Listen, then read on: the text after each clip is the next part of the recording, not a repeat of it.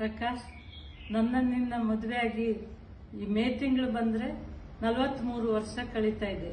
ನಿನ್ನ ಜೊತೆಗೆ ಈ ಜೀವನ ಒಂಥರ ಕನಸಿನಾಗೆ ಇದೆ. ನಿನ್ನನ್ನು ಒಂದು ವೇಳೆ ಮದುವೆ ಆಗದೆ ಇದ್ರೆ ನಾನು ಈ ಸಾಮಾನ್ಯ ಹೆಣ್ಮಕ್ಳಂಗೆ ಆಸ್ತಿ ಚಿನ್ನ ಅಂತ ಅಂದ್ಕೊಂಡು ಇದ್ದು ಬಿಡ್ತಿದ್ನೇನೋ ಅಂತೇಳಿ ಎಷ್ಟೋ ಸಾರಿ ಅನಿಸಿದ್ದಿದೆ ನನಗೆ. ನಮಗೆ ಕಷ್ಟ ಬಂದಾಗೂ ಮತ್ತು ನಾವು ಏನು ಹೆದರದೆ, ನಮ್ಗೆ ರೊಕ್ಕ ಇಲ್ಲ, ಆ ಸಮಯಕ್ಕೆ ಏನೋ ಒಂಥರ ಬರ್ತಿತ್ತು ರೊಕ್ಕ.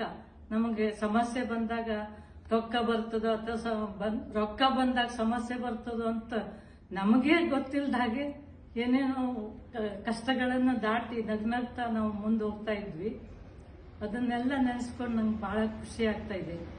ಆಮೇಲೆ ನಿನ್ನ ಕಷ್ಟದಲ್ಲಿರುವವ್ರ ಬಗ್ಗೆ ನಿನ್ನ ಪ್ರೀತಿ, ಆಮೇಲೆ ಎಲ್ಲರನ್ನೂ ಸಮಾನವಾಗಿ ಮೇಲೆ ಕೀಳ ಅನ್ನೋದೇ ಎಲ್ಲರನ್ನೂ ಸಮಾನವಾಗಿ ಅಂದರೆ ಜೊತೆಗೆ ಹೊಂದಾಣಿಕೆ ಮಾಡಿಕೊಂಡು ಅವ್ರ ಜೊತೆಗೆ ಮಿಂಗಲ್ ಆಗೋದು.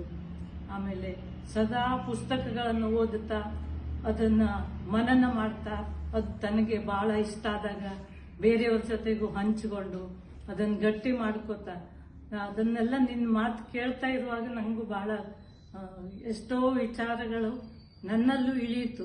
ಈ ಥರ ಇರ್ಬೋದಲ್ಲ, ಈ ಥರ ಜೀವನ ಹೆಂಗೆ ಚೆನ್ನಾಗಿರ್ತದೆ ಅಂಥೇಳಿ. ಅದೇ ಥರ ನಾವು ಇಷ್ಟು ವರ್ಷನೂ ಕಳ್ಕೊಂಡು ಬಂದಿದ್ದೀವಿ. ಆಮೇಲೆ ಇದರಲ್ಲೂ ನಿನ್ನ ಪ್ರಾಮಾಣಿಕತೆ ನನಗೆ ತುಂಬ ಖುಷಿ ಆಗ್ತಾ ಇದೆ.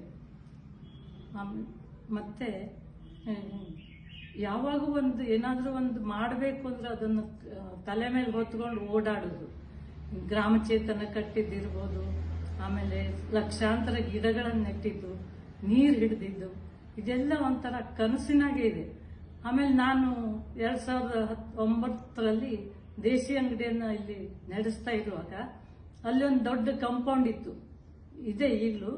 ಅಲ್ಲಿ ಏನಾದ್ರು ಮಾಡ್ಬೋದಲ್ಲ ಅಂತ ಹೇಳಿ ವಿಚಾರ ಮಾಡಿ ಜವಾರಿ ಸಂತೆಯನ್ನು ಹುಟ್ಟಾಕಿದ್ದು. ಈಗ ಅದು 7 ವರ್ಷದಿಂದ ಚೆನ್ನಾಗಿಯೇ ನಡೀತಾ ಇದೆ.